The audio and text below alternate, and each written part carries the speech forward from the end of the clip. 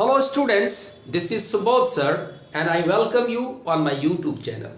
Dear friends, आज हम इस टॉपिक में आपके लिए चर्चा करने जा रहे हैं कि how to spot an error in a sentence, यानी कि किसी भी सेंटेंस में हम एरर को स्पॉट कैसे करेंगे, फाइंड आउट कैसे करेंगे। तो ये आपके लिए इम्पॉर्टेंट होने जा रहा है, क्योंकि आप किसी भी कंपटीशन की तैयारी करते हैं जिसमें कि इंग्लिश एक सब्जेक्ट के रूप में पूछा जाता है, अथवा अगर आप किसी बोर्ड के एग्ज़ाम में तैयारी कर रहे हैं तो उसके लिए भी आपका ये वीडियो इम्पॉर्टेंट है, क्योंकि आज आपका टॉपिक ही है हाउ टू फाइंड आउट और spot an error in a sentence. तो वीडियो को बिना समय गवाए आपके लिए स्टार्ट करता हूँ। एक चीज़ मैं ज़रूर कहूँगा कि if you are new on my channel, please do subscribe my channel and don't forget to make comment and like upon this video. I hope you will share it also. तो चलिए देखते हैं कि इस टॉपिक में पहला sentence आपके लिए क्या कहता है। पहला सेंटेंस जो इस टॉपिक का है वह है I enjoy during the holidays. ये देखिए सेंटेंस, ये इसमें एरर है dear friend, I enjoy during the holidays.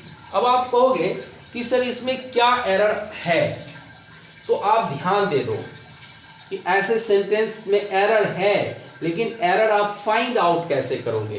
तो आप ध्यान देना, कुछ वर्ब्स आपके हैं, कुछ वर्ब्स हैं जैसे कि एंजॉय ले लो, अवाइल ले लो, अप्लाई ले लो, रिजाइन ले लो। तो ये सभी कुछ ऐसे इंपॉर्टेंट वर्ब्स हैं, है ना। एंजॉय, अवाइल, अप्लाई, अब्सेंट भी कर सकते हो आप, अब्सेंट, ये सभी ऐसे वर्ब्स हैं जिनका प्रयोग अगर रिफ्लेक्टिवली होता है। तो रिफ्लेक्टिवली क्या होता है कि जब सब्जेक्ट ही एक्शन का रिसीवर होता है, आप ध्यान दे दें, यानी कि जब action done by the subject turns back upon the subject, यानी कि इन सभी वर्ब का प्रयोग जब रिफ्लेक्टिवली होता है, यानी जब कोई सब्जेक्ट ही एक्शन का रिसीवर होता है, तो ऐसे वर्ब के बाद आप क्या करना, रिफ्लेक्सिव प्रोनाउन का प्रयोग करना। याद रख लेना, रिफ्लेक्सिव प्रोनाउन का ही प्रयोग होगा।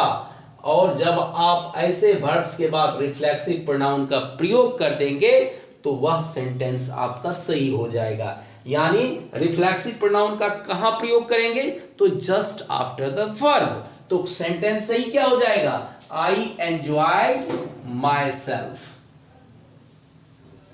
I enjoyed my self. यहां पर जो है आप क्या करोगे, यहां पर आप क्या करोगे, रिफ्लेक्सिव प्रोनाउन यानी माई सेल्फ का प्रयोग करना है ना। तो आपका ये सेंटेंस सही हो जाएगा डियर फ्रेंड्स। तो आपको ध्यान देना है ये 5 वर्ब्स पे, एंजॉय, अवाइल, अप्लाई, रिजाइन और अब्सेंट का प्रयोग जब रिफ्लेक्टिवली हो, यानी सब्जेक्ट ही एक्शन का रिसीवर हो जाए, तो ऐसे वर्ब के बाद हम रिफ्लेक्सिव प्रोनाउन का प्रयोग करते हैं। चलिए come with the second sentence, this is also an important sentence for you. Bhavya is working hard with a view to win this match. आपको लगेगा ही नहीं कि सेंटेंस में कोई एरर है, कोई गलती है, लेकिन अगर आप मेरे साथ इस पूरे वीडियो को आप फुल देखेंगे तो आपको पता चलेगा कि आप एक्सपर्ट हो जाओगे ऐसे सेंटेंस को करेक्ट करने का, है ना। तो क्या कहता है, वाव्या इज वर्किंग हार्ड। ये देखिए वर्किंग जो है ये आपका यहां पर वर्ब है, और नियम क्या कहता है कि अगर वर्ब के बाद कुछ एक्सप्रेशन जो है जैसे कि विथ अ व्यू टू, ये आप ध्यान दे दो, अगर वर्ब के बाद ऐसा एक्सप्रेशन आए, विथ अ व्यू टू आए, या दूसरा कह सकते हो look forward to, look forward, look forward to, अगर ये दोनों एक्सप्रेशन आए वर्ब के बाद, यानी कि विथ अ व्यू टू एक एक्सप्रेशन और दूसरा एक्सप्रेशन लुक फॉरवर्ड टू, तो ऐसे एक्सप्रेशन अगर किसी वर्ब के बाद प्रयोग हो तो इनके बाद जो आने वाला वर्ब होगा वह V1 में नहीं होगा डियर फ्रेंड, क्योंकि आपने तो ये सोचा है कि टू के बाद V1 लगाना है, लेकिन वो बिल्कुल गलत हो जाएगा। लुक फॉरवर्ड टू और विथ अ व्यू टू, इसके बाद हम V4 का प्रयोग करेंगे, यानी यहां पर विन नहीं होके विनिंग हो जाएगा। तो सेंटेंस करेक्ट क्या हो जाएगा? Vavya is working hard with a view to winning this match. Win this match यहां पर गलत है। इस तरह से आपको सेंटेंस को सुधारना है, आपको अपने नॉलेज का लेवल भी एनहांस करना है, यानी बढ़ाना है। जैसे आप कह सकते हो, I look forward to meeting my cousin next month. ठीक है, तो वहां पर I look forward to meeting होगा, यहां पर मीट नहीं देना आप, है ना, वो आपका सेंटेंस एक अलग है। और ये सेंटेंस में विथ अ व्यू के बाद आपको V4 का प्रयोग करना है। एक्सप्रेशन यही यूज करना है कि विथ अ व्यू टू और लुक फॉरवर्ड टू का प्रयोग किसी वर्ब के बाद आप हो, तो ऐसे एक्सप्रेशन में हम V1 का प्रयोग नहीं करके बल्कि V4 का प्रयोग करेंगे, जो विनिंग हो जाएगा। चलिए, थर्ड सेंटेंस भी आपका मजेदार है और लगता है कि आपको कोई गलती है। क्या कहता है? These dresses are for you and I. These dresses are for you and I. तो इस सेंटेंस में these dresses are for you and I, आप देख लेना इसका कंसेप्ट क्या है। कहता है कि अगर प्रोनाउन का प्रयोग किसी वर्ब के अथवा किसी प्रीपोजिशन, ये फॉर यहां पर है क्या? प्रीपोजिशन है। अगर किसी प्रोनाउन का प्रयोग वर्ब के अथवा प्रपोजिशन के ऑब्जेक्ट के रूप में होता है, तो वहां पर जो प्रोनाउन है वह सब्जेक्टिव केस में नहीं होगा। यह ध्यान देना आप, वहां पर जो प्रोनाउन है वह सब्जेक्टिव केस में नहीं होगा, तो आपका प्रोनाउन वहां पर ऑब्जेक्टिव केस में होगा। डियर फ्रेंड, किस केस में होगा? ऑब्जेक्टिव केस में। तो यू तो ऑलरेडी ऑब्जेक्ट, सब्जेक्टिव और ऑब्जेक्टिव दोनों होता है, तो इसको आप ऑब्जेक्टिव मान लो, और आई तो सब्जेक्टिव केस है, इसीलिए आपको आई के हटा देना है और वहां पर मी का प्रयोग करना है। सेंटेंस आपका सही हो जाएगा। जैसे these dresses are for you and me, है ना, ये आपका एक्सप्रेशन हो गया। चलिए, नेक्स्ट एक्सप्रेशन क्या कहता है? नेक्स्ट सेंटेंस क्या कहता है? Every night and every day, इसको आप पकड़िए। Every night and every day brings their own responsibility, हर दिन और हर रात अपनी खुद जवाबदेही जो है वह लाता है। तो रूल क्या कहता है? इस सेंटेंस में भी एरर है। आप, हमको लगता है एक्सपर्ट हो गए होंगे तो आपको पता चल गया होगा कि एरर है क्या। कहता है अगर दो नाउन यानी दो सब्जेक्ट अगर ईच अथवा एवरी से जुड़ा रहे, है ना, दो नाउन एंड से जुड़ा रहे और दोनों के पहले अगर ईच अथवा एवरी का प्रयोग हो, तो इसके बाद जो आने वाला वर्ब होगा और प्रोनाउन होगा वह सिंगुलर में नहीं, दोनों सिंगुलर होगा, प्लूरल नहीं होगा। इसलिए आप देखिए, ब्रिंग्स यहां पर ये सिंगुलर है जो सही है, लेकिन देयर यहां पर क्या हो गया? देयर हो गया आपका यहां पर प्लूरल में, तो क्या हो जाएगा सही? तो यहां पर इट्स का प्रयोग कर दो, है ना, वाक्य सही हो जाएगा। देयर को रिमूव कीजिए और इट्स का प्रयोग कीजिए, है ना। Every night and every day brings its on responsibility, there का प्रयोग हम बिल्कुल नहीं करेंगे, क्योंकि वर्ब भी सिंगुलर और आने वाला प्रोनाउन ये भी सिंगुलर, दोनों सिंगुलर होता है। देयर यहां पर मिस्टेक है। नंबर 5 में क्या कहता है? It is the best book, it is the best of the two books. आपको लग रहा होगा कि सही है, थोड़ा सा कंसेप्ट में ध्यान दीजिए।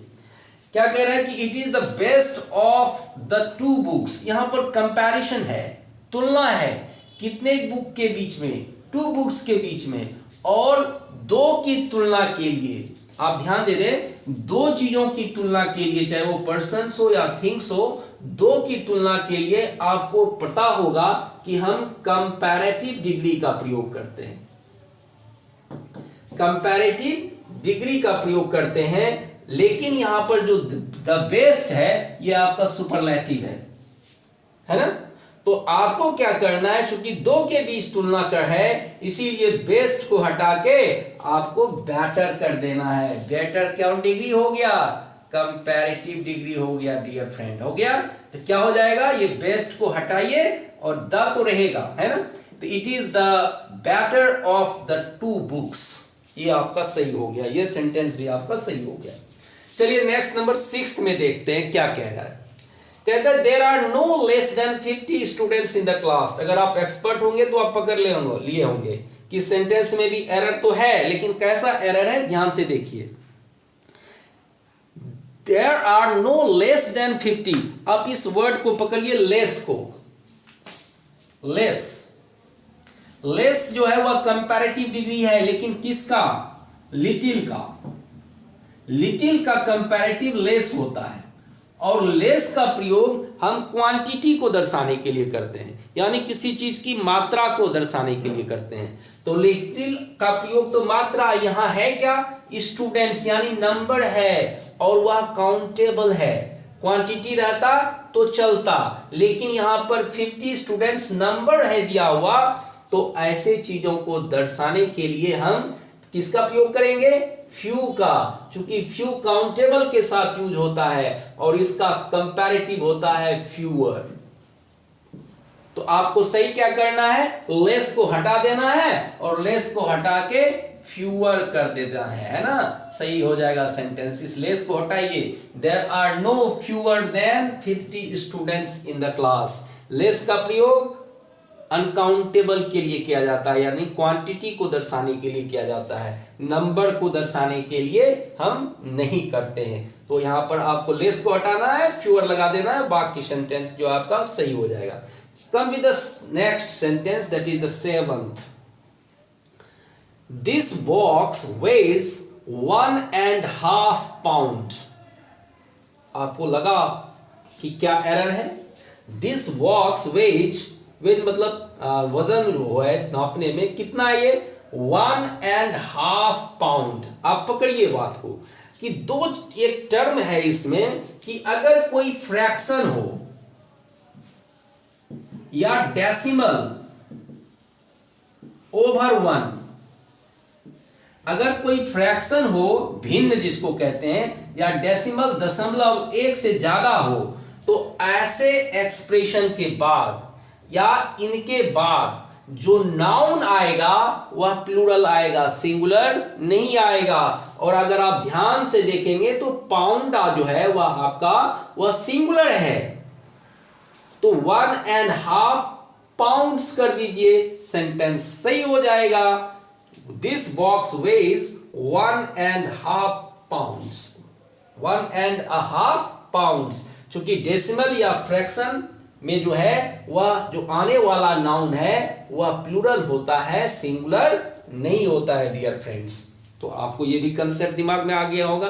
फटाफट वीडियो को जरूर लाइक कर दीजिएगा, अपने दोस्तों में भी शेयर जरूर कर दीजिएगा, है ना? नंबर 8 क्या कहता है?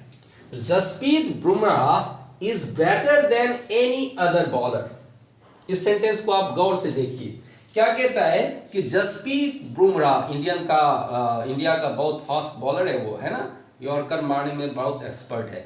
Jasprit Bumrah is better than any bowler. ये आपका वाक्य है। तो इस वाक्य को आप देखेंगे तो वाक्य तो आपका सीडी में है, यानी कंपैरेटिव डिग्री में है कि नहीं? तो कंपैरेटिव डिग्री का प्रयोग तो है, लेकिन इसका सेंस क्या दे रहा है? सुपरलेटिव डिग्री का है। तो जब कंपैरेटिव डिग्री का प्रयोग सुपरलेटिव सेंस में हो, ध्यान दे दें मैं क्या कंसेप्ट दे रहा हूं, कि जब कंपैरेटिव डिग्री का प्रयोग सुपरलेटिव सेंस में होता है, तो ऐसे वाक्य में हम ये जो कंपैरेटिव डिग्री है बेटर देन, इसके बाद हम एनी का प्रयोग नहीं करते हैं। एनी का प्रयोग तो हम 2 चीज में करते हैं, या तो वाक्य निगेटिव है या वाक्य इंट्रोगेटिव है। तो एनी का प्रयोग नहीं करके एनी अदर का प्रयोग करेंगे, है ना? एनी अदर का प्रयोग करेंगे डियर फ्रेंड, है ना? तो आप एनी अदर का प्रयोग कर लो, या आप मोस्ट अदर का प्रयोग कर लो, या ऑल अदर का प्रयोग कर लो। ये 3 एक्सप्रेशन आप ध्यान दे दें, या एनी अदर, या मोस्ट अदर, या ऑल अदर, इसका प्रयोग आप करेंगे, वाक्य सही हो जाएगा। एनी का प्रयोग वह पर्याप्त नहीं है ना? चलिए नेक्स्ट सेंटेंस नंबर 9 में आते हैं। वो क्या कहता है? There are not some books on the table. आप ध्यान दे दीजिए, ये सम वर्ड पर आप ध्यान दे दीजिए। There are not some books on the table, छोटे छोटे सेंटेंस है लेकिन एरर बड़ा आपका गंभीर है और एरर को फाइंड आउट तो करना ही पड़ेगा आपको। क्या कहता है, there are not some books on the table. ये सम वर्ड को पकड़िए। सम एक ऐसा वर्ड है जिसका प्रयोग हमेशा अफर्मेटिव में होता है, अफर्मेटिव क्लॉज में होता है, निगेटिव क्लॉज में नहीं होता है। तो आपका वाक्य तो निगेटिव है, तो निगेटिव क्लॉज है ये, तो सम को हटाना पड़ेगा। आपको मैंने इसके पहले तुरंत ही बताया था कि एनी का प्रयोग या तो इंट्रोगेटिव में करते हैं या निगेटिव में करते हैं। तो आप सम को हटाइए और एनी को लगा दीजिए, वाक्य सही हो जाएगा। There are not any books on the table, है ना। चलिए नेक्स्ट सेंटेंस देख लेते हैं। नंबर 10 क्या कहता है, call me anything else than a thief. चोर को छोड़कर मुझे कुछ भी पुकार लो यार, है ना, चोर मत कहो यार। Call me anything else than a thief. आपको पकड़ में आया क्या एरर है? चलिए देख लेते हैं। कॉल मी एनीथिंग एल्स, इस वर्ड को पकड़िए, एल्स को। एल्स एक ऐसा वर्ड है जिसके बाद आने वाला एडवर्ब जो है वह देन का प्रयोग नहीं होता है डियर फ्रेंड। एल्स के बाद आप भूल से भी कभी भी आप देन का प्रयोग नहीं करना, क्योंकि एल्स के बाद जो आने वाला एडवर्ब होता है वह बट होता है, देन नहीं होता। यही कंसेप्ट है इसमें, है ना। Call me anything else but a thief, not than a thief. आप ध्यान दीजिए, एल्स के बाद देन का प्रयोग वर्जित है, मना है, एकदम स्ट्रिक्टली जो है सो वह नहीं करना चाहिए हम लोगों को। Call me anything else but a thief, ये सेंटेंस भी आपका सही हो गया। चलिए नंबर 11 में फटाफट करते हैं, समय ज्यादा लग रहा है, वीडियो लंबा हो रहा है। Poonam is very slower than Meera. अब ध्यान दीजिए, Poonam is very slower than Meera. पकड़ में आया यार, क्या कहते हैं, Poonam is very slower than Meera. आप सेंटेंस को पकड़िए, वेरी वर्ड को पकड़िए कि वेरी का प्रयोग, ये जो वेरी वर्ड है इसका प्रयोग हम दो चीज में करते हैं। ये देखिए, स्लोअर आपका एडजेक्टिव है जो आपका कंपैरेटिव डिग्री में है, और वेरी का प्रयोग कब होता है, तो यह तो पॉजिटिव डिग्री में यानी पीडी में होता है। पॉजिटिव डिग्री को हम पीडी कह रहे हैं। तो वेरी का प्रयोग या तो पॉजिटिव डिग्री में होता है या प्रेजेंट पार्टिसिपल में होता है। प्रेजेंट पार्टिसिपल, जैसे it is very interesting film, interesting वहां पर प्रेजेंट पार्टिसिपल हो गया, है ना। तो क्या हो गया, Poonam is very slower than Meera, यही वेरी यहां पर एरर है। तो हम कंपैरेटिव डिग्री में हम वेरी का प्रयोग कभी नहीं करते हैं। It is a very better good, ये नहीं करते हैं। तो हम यहां पर मच का प्रयोग करेंगे, क्योंकि मच एक ऐसा वर्ड है जिसका प्रयोग हम कंपैरेटिव डिग्री में करते हैं या आपका पास्ट पार्टिसिपल में करते हैं। पास्ट पार्टिसिपल में मच एक वैसा वर्ड है जिसका प्रयोग हम कंपैरेटिव के साथ करेंगे और पास्ट पार्टिसिपल का प्रयोग करेंगे। वेरी एक ऐसा वर्ड है जिसका हम प्रयोग पॉजिटिव डिग्री के साथ करेंगे या प्रेजेंट पार्टिसिपल के साथ करेंगे। ये कंसेप्ट आपका भी क्लियर हो गया होगा। चलिए नेक्स्ट सेंटेंस क्या कहते हैं, नंबर 12 क्या कहता है, he is bold enough to take up this challenge. He is bold enough to take up this challenge। देखिए, दो वर्ड ऐसा है, एक आपका enough है और एक आपका only है। ये दोनों वर्ड जो है ये आपका है क्या, तो ये bold enough ये आपका ऐसा वर्ड है जो कि एडवर्ब और एडजेक्टिव को, एडवर्ब या एडजेक्टिव को यह क्वालिफाई करता है।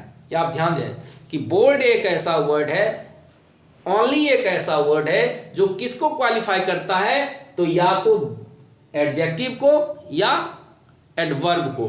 इसलिए इसका जो सही प्रयोग होना चाहिए, इस इनफ को यहां से हटाना है और इनफ का प्रयोग आपको एडजेक्टिव या एडवर्ब के बाद कर देना है। तो क्या हो जाएगा, he is bold enough to take up this challenge. ये आपका वाक्य गलत था, he is enough bold to take up this challenge. Clear हो गया। चलिए नेक्स्ट 13 करते हैं। Surya hits the ball hardly. देखिए यहां पे Surya hits the ball hardly. आपको लग रहा होगा कि वाक्य तो सही है, सेंटेंस कैसे क्या करें। तो देखिए, आप इस वर्ड को देखिए, यहां पर मैं आपके लिए स्पेस कम बचा है। हार्ड, हार्ड एक ऐसा वर्ड है, हार्ड एक ऐसा वर्ड है जो आपका क्या है, एक एडवर्ब भी है और एडजेक्टिव भी है। हार्ड एक ऐसा, ये जो वर्ड लिखा मैंने हार्ड, एक ऐसा वर्ड है जो एडजेक्टिव भी है और एडवर्ब भी है। और हार्डली एक ऐसा वर्ड है जिसका मीनिंग होता है ऑलमोस्ट नॉट, ऑलमोस्ट नॉट या ऑलमोस्ट नो। ऑलमोस्ट नॉट या ऑलमोस्ट नो होता है इसका मीनिंग। तो आपको क्या करना है, चूंकि ही Surya hits the ball, hardly का प्रयोग हटाइए और यहां पर हार्ड का प्रयोग करिए, वाक्य सही हो जाएगा। क्लियर हो गया। Last but not the least क्या कहता है, the two first pages of this book are torn. ये एक्सप्रेशन देखिए, the two first pages of this book are torn. आपको पकड़ में आ गया होगा कि ये एक्सप्रेशन जो है द टू फर्स्ट पेजेस, ये होता ही नहीं है। तो सही एक्सप्रेशन क्या हो जाएगा, तो ये टू फर्स्ट नहीं होता है, टू को यहां हटाइए और यहां पर टू को लगा दीजिए। क्या हो जाएगा, the first two pages of this book are torn. ये सही एक्सप्रेशन होता है, the first two pages of this book are torn. Two first expression आपका वो गलत है। तो उम्मीद करता हूं कि इस वीडियो में आपको जितनी भी आपको मैंने कंसेप्ट दिया वो आपको अच्छा लगा होगा और ये वीडियो आपके लिए महत्वपूर्ण और इम्पोर्टेंट होगा। इसी उम्मीद के साथ इस वीडियो में इतना ही, फिर मिलते हैं एक नए वीडियो में। लेकिन एक मैं ज़रूर कहूँगा कि आप इसको कमेंट कीजिए, लाइक कीजिए, शेयर कीजिए और अगर चैनल पर नए हैं तो चैनल को सब्सक्राइब कर लीजिए। Thank you for watching.